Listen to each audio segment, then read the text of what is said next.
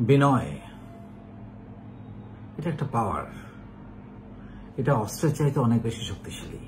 আমরা কেউ কেউ যখন অনেক বড় হয়ে যাই আমরা ভাবি যে টাকা পয়সা, ক্ষমতা, অস্ত্র, প্রভাব, প্রতিপত্তি এগুলো বোধহয় অনেক পাওয়ারফুল।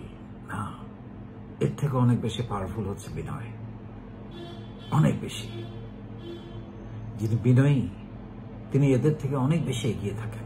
কিন্তু যিনি জীবনে অনেক কিছু করেছেন, সফল হয়েছেন, টাকা পয়সা করেছেন, প্রভাব প্রতিপত্তি করেছেন, তিনি যদি একজন বিনয়ী মানুষ না হন, তাকে হয়তো সামনে কেউ কিছু বলবে না, তার ক্ষমতার কারণে, তার প্রভাবের কারণে, কিন্তু পিছনে ঠিকই তাকে নিয়ে বাজে কথা বলবে, গালি দিবে, অসম্মান করবে।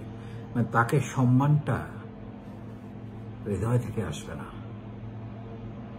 কিন্তু যিনি বিনয়ী তাকে সবাই সম্মান করবে, ভালোবাসবে। আমরা অনেকেই বলে যে বিনয় একটা দুর্বলতা এই সমাজে। এটা তারা বলে যারা বিনয়কে চর্চা করতে জানে না, যারা বিনয়ের শক্তি সম্পর্কে যাদের ধারণা নেই, যারা নেগেটিভ, যাদের মধ্যে মায়া, মমতা, মানবিকতার অভাব আছে, তারা বলে যে বিনয় একটা দুর্বলতা।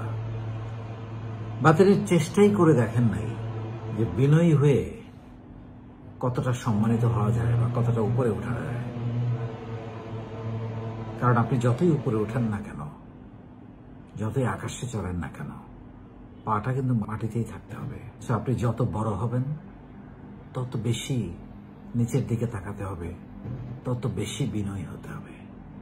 এবং মানুষকে দেখানোর জন্য যদি কিছু থাকে, আবারও বলছি, মানুষকে দেখানোর জন্য যদি কিছু থাকে সেটা হচ্ছে বিনয়।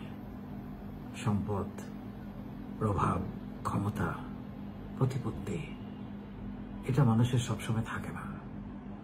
কিন্তু আপনি যে একজন বিনয়ী মানুষ, এটা সারা জীবন আপনাকে মানুষ মনে রাখবে, ভালোবাসবে, সম্মান করবে।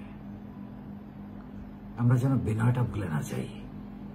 সেটা আমরা যে অবস্থানে থাকি না কেন, ছোট অবস্থান, মধ্যবর্তী অবস্থান অথবা অনেক বড় অবস্থানে যাই না কেন, আমরা যেন বিনয়ী হই, মানুষকে সম্মান করি, ভালোবাসি, মানুষকে মানুষ হিসেবে দেখি, মানবিক হই।